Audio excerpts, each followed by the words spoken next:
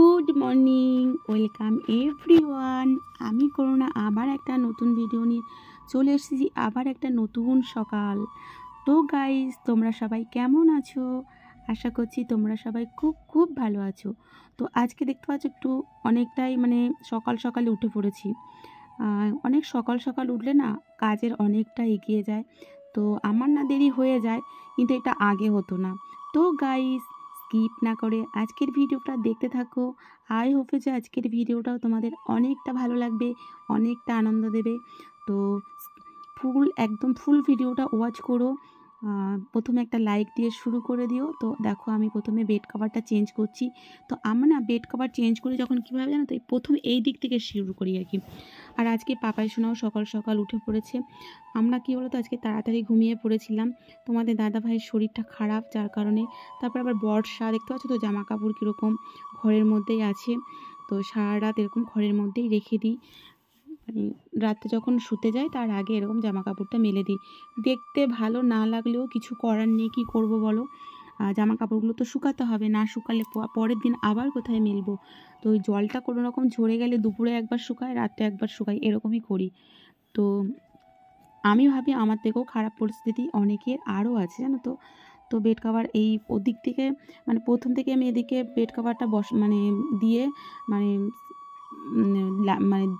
Setting করতে করতে শেষের দিকে যাই, কারণ আমার চারিদিকটা খাটের চারিদিকটাই আটকানো। তাই আমি না দাঁড়িয়ে দাঁড়িয়ে বেড কভার চেঞ্জ কীভাবে করব, এইভাবেই করি। তো আমার না বেড কভার দুটো থাকে। একটা একদম সবসময় পাতা থাকে, মাঝে মাঝে ধুয়ে দেওয়া হয় ওটা। আর ওপরে একটা বেড কভার দিই, নাহলে বেড কভারটা কিন্তু সরে সরে যায়, টান টান থাকে না।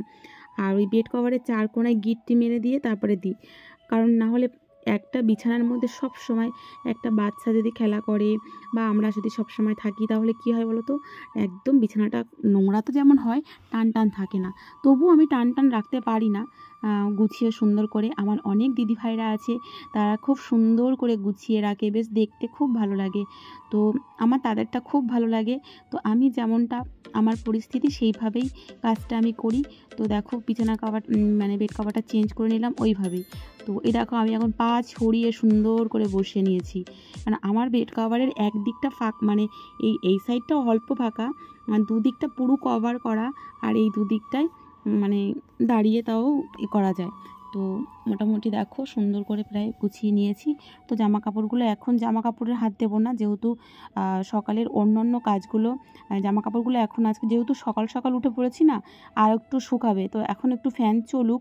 তো ভাবছি একটু রোদ্র যদি ওঠে তো একেবারে একটু রোদ্রে দিয়ে শুকিয়ে নেবো, কারণ ঘরে যতই শুকাও না কেন তুমি, একটু রোদ্রের মধ্যে দিলে না সেই শুকনোটা না খুব ভালো লাগে। তো আর সেই জন্যেই আমি একটু ওই জন্য নামালাম না, একেবারেই রোদ্রে দিয়ে দেবো। তো আমার দেখো খাটের এক কোণায় ওই জামা কাপড়গুলোও থাকে, আমার পাপার সোনা যে অর্ডিনারি জামা কাপড়গুলো পরে সেটাও এক কোণে ওইভাবে ভাঁজ করে রাখি, না হলে রাখবোটা আর কোথায় বলো। যেমন পরিস্থিতি তেমনই। তো ও বই পড়বে, তা বইটাও একটু সাইডে একেবারে নামিয়ে দিলাম। তারপরে এদিকে যে জামা কাপড়গুলো আছে ভাঁজ করা হয়নি, যেগুলো আর কি শুকিয়ে গেছিলো রাত্রে, নামিয়ে রেখেছিলাম, কিন্তু আর ভাঁজ করা হয়ে ওঠেনি। তো সেটাও এখন ভাঁজ করে নিচ্ছি। যদি আমি দেরি করে উঠতাম তাহলে জামা কাপড়গুলো পরেই ভাঁজ করতাম, কারণ সকালে রান্না থাকে, তারপরে সকালের বাসি কাজ তো আর কম থাকে না, সবটা তোমাদের দেখাতে পারি না ক্যামেরাবন্দি করে আর কি। আমার তো পরিস্থিতি তোমরা জানো, যেহেতু আমরা জয়েন্ট বাড়িতে থাকি, আর জয়েন্ট বাড়িতে যদি একসাথে মিল না থাকে, তাহলে সেখানে ভিডিও করলে আমার ভিডিওর সামনে অন্য কেউ আসলে হবে না সেরকম। কিন্তু আমার পুরো ফ্যামিলিটা যেমন আমার ফ্যামিলির আমরা যদি সবাই একার বাড়িতে থাকতাম, তাহলে ভিডিওর সবটাই তোমাদের ক্যামেরাবন্দি করে দেখাতে পারতাম। তো আর বাইরে আমার তো স্ট্যান্ডও নেই যে স্ট্যান্ডে করে বাইরে রেখে দেবো, পরে কেটে কেটে একটু একটু করে দেখাবো, সে পরিস্থিতিও নেই। তো যেমনটাই আমি তোমাদেরকে তুলে ধরি, তোমরা আমাকে অনেক ভালোবাসা দিয়ে দেখো, সুন্দর সুন্দর কমেন্ট করো, এটাই ভালো লাগে। তো তারপরে স্নান টান সেরে জামা কাপড়টা মেলতে এসেছি। আর রোদটা আজকে দেখলাম ভালোই উঠেছে, আর অনেকটাই কেচেছি, দেখতে পাচ্ছ বেড কভার যে তুলেছি এলাম, তা সেই বেড কভারগুলো কেচে দিচ্ছে দেখো। আর সাদা বেড কভারটা আমি পেতেছি সকালে, আর সকালে পাতার পরেই পাপাই সোনাকে তেল মাখাতে গিয়ে তেল পড়ে গিয়েছে। তো আমার ডবল কাজ, সেই বেড কভারটা মানে এই চেঞ্জ করেছি, চেঞ্জ করার পরেই আমাকে আবার তুলতে হয়েছে, মানে অনেকটাই তেল পড়ে গিয়েছে। আর তেল পড়ে গেলে সঙ্গে সঙ্গে না ধুলে না কেমন একটা হয়ে যাবে, আমার না মনের মধ্যে খুঁতখুত লাগে। সেই জন্য বললাম সব তুলে দিয়েছি, একদম আবারও তুলে দিয়েছি। সেটা আর তোমাদের দেখাইনি, একেবারে যেহেতু তাড়াহুড়োর ব্যাপার ছিল। তো ভাবলাম আর রোদটাও উঠেছে, এই রোদটাকে তো মিস করা যাবে না, একদম তাড়াতাড়ি কেচে দিলে শুকিয়ে যাবে। আর দড়িগুলো না নিচু হয়ে গেছে, তো আমি বাঁশটা দিয়ে একটু উঁচু করে দিলাম। 5টা বেড কভার কেচেছি আজকে, মানে আমাদের যে গায়ে দিয়ে 2টো বেড কভার সেটাও কেচে দিয়েছি, যেটা চেঞ্জ করেছিলাম সেটা। আর 2টো তো পাড়া থাকে আমার সব সময়ের জন্য, জানো, সেই 2টো। তো ওই তেলটা পড়ার জন্য অনেকটাই তেল পড়েছে, ওকে মাখাতে গিয়েছিলাম আর পড়ে গিয়েছে, অসাবধানের কারণে হয়ে গিয়েছে, আর কিছু করার নেই। তো ওই দেখো মোটামুটি এখানে 5টা। তো কাচতেও যেমন কষ্ট হয়, তারপরে নিচ থেকে এতটা তুলে নিয়ে এসে মেলো। আর যদি কিনা বৃষ্টি মেঘ থাকে, যেহেতু বর্ষার দিন, কিছু করার নেই। তো সেজন্যে ভাবলাম রোদ উঠেছে, মিস করা যাবে না একদম। মানে জামা কাপড় ফেলে রাখতে একদম ভালো লাগে না, কেচে দিয়ে পরিষ্কার পরিচ্ছন্ন করে রাখতে পারলেই ভালো। পরিষ্কার পরিচ্ছন্নতায় মা লক্ষ্মী সবসময় বিরাজ করে আমাদের। তো আমাদের যেমন এর মধ্যে অনেক কিছু নিয়ম আছে, যেমন ঘরের দরজার সামনে আমরা জুতোটা না রাখা ভালো, দরজার সামনে গামছা ঝুলিয়ে না রাখা ভালো। তো ওই দিকে আমার ধরলো না, এই দিকে মেলে দিচ্ছি এবারে, দেখো। তো আমরা যত নিয়ম পালন করব সংসারের জন্যে, ততটাই আমরা ভালো থাকবো। তো ওই জন্যে জামা কাপড় ফেলে রাখা না মা লক্ষ্মী পছন্দ করে না। এরকম নোংরা জামা কাপড় আমি এরকম ফেলে রাখবো, সেগুলো পছন্দই করে না। নোংরা জিনিস বলতেই মা পছন্দ করে না, সবসময় পরিষ্কার পরিচ্ছন্নতাই পছন্দ করে। তাই জন্য আমি কেচে দিলাম, আর আমি একদম রাখিও না। যেমন বাসনের ক্ষেত্রেও তাই, যত রাতই হোক না কেন চেষ্টা করি আমি বাসনটাও একটু বাসন ধুয়ে রাখার। তো দেখো মোটামুটি জামা কাপড় এইগুলো আমার মেলে দেওয়া হয়ে গেছে, যা রোদ মোটামুটি দিয়েছে সুন্দর শুকিয়ে যাবে। আর এদিকে চলে আসলাম ঠাকুর বাসনটা নিয়ে। তো যেহেতু এখন পুজো দেওয়া যাবে না, ঠাকুর বাসনটা বাইরে আছে। তো আমাদের কাকিমার কাছে জিজ্ঞাসা করলাম, কাকিমা ঠাকুর বাসন কি মাজা যাবে? কাকিমা বললো ঠাকুর ঘরে নেই তো। আমি বললাম না। তো বললো এখন তাহলে মেজে পরিষ্কার করে রেখে দাও, যেহেতু মানে অমাবাস্যা লেগেছিল তখন ধুয়ে রাখা হয়নি। তো ওই জন্যে কাকিমার কাছে পারমিশন নিয়ে তারপর ঠাকুর বাসনগুলো মেজে সুন্দর করে মুছে রেখে দেবো। তারপর যেদিনকে অমাবাস্যা ছাড়বে সেদিনকে আবার ধুয়ে মেজে ঠেজে মানে আবার পুজো দেওয়া স্টার্ট করব। তো আমার যেহেতু পেতলের বাসন, রেখে দিলেই কেমন লাল মতন হয়ে যাবে, দেখতে ভালো লাগবে না, সেই জন্যই মেজে রেখে দিচ্ছি। আর এদিকে দেওরও পাশে দাঁড়িয়ে আছে, স্নান করবে। আমি বাসন মাজতে দেরি হয়ে যাচ্ছে, আমি বললাম একটুখানি দাঁড়া ভাই। আর ওদিকে আমার পাপাই সোনা স্নান করছে, ওকেও বকছি, জল নিয়ে নাচানাচি করছে, দুদিকে কথা বলছি, একদম দেওর পেছনে লাগছে, ওদিকে পাপাই সোনা। তো যাই হোক, মানে মোটামুটি ঠাকুর বাসন মাজা হয়ে গেছে। ভাইও এবারে স্নান করে বেরোবে, ওরও তাড়াহুড়ো, ওকে ছেড়ে দিলে হয়। তো আমি বললাম আমার একদম দেরি হবে না, জাস্ট বাসনটা মেজে নিয়েই আমি চলে যাব।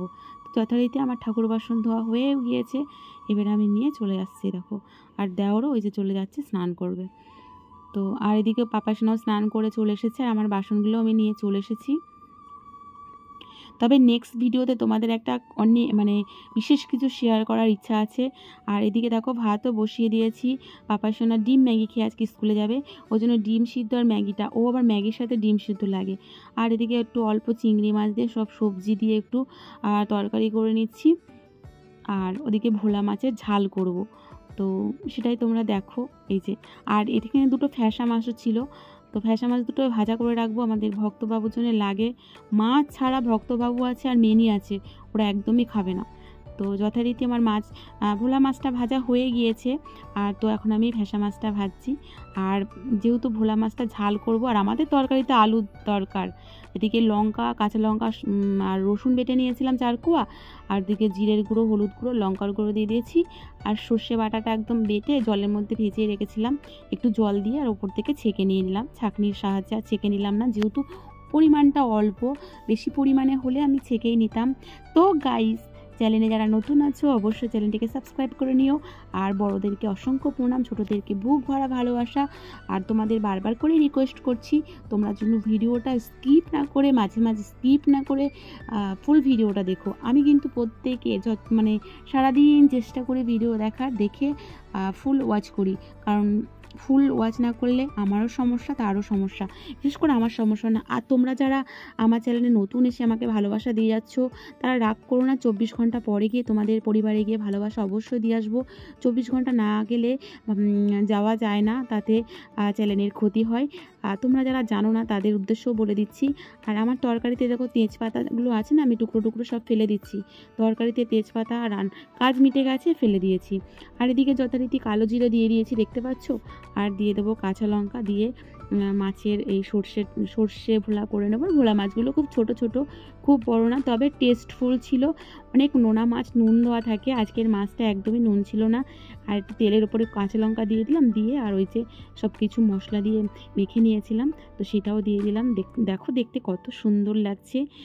আর বারবার বলছি, ভিডিও তোমাদের যদি ভালো লেগে থাকে, ভিডিওর এই মানে একটু অংশ যদি ভালো লেগে থাকে, অবশ্যই একটা সুন্দর কমেন্ট করো, লাইক শেয়ার তো করো। তো এই দেখো মোটামুটি আমার রান্না অলরেডি হয়ে এসেছে। আর গতকাল আমি ভিডিও দিতে পারিনি, ওই কারেন্ট ছিল না সারাদিন, তার কারণে। আর তোমরা যারা আমার ভিডিওটা দেখছো, ফুল ওয়াচ করছো, কোথা থেকে দেখছো তোমরা ভিডিওটা অবশ্যই কমেন্ট করে জানিও, তোমাদের থ্যাংক ইউ জানানো আছে। তো নেক্সট তোমাদের সঙ্গে দেখা হচ্ছে নতুন কোনো ভিডিওর সাথে। তোমরা ভালো থেকো, সুস্থ থেকো। গুড ইভিনিং, টাটা, জয় রাধে মা।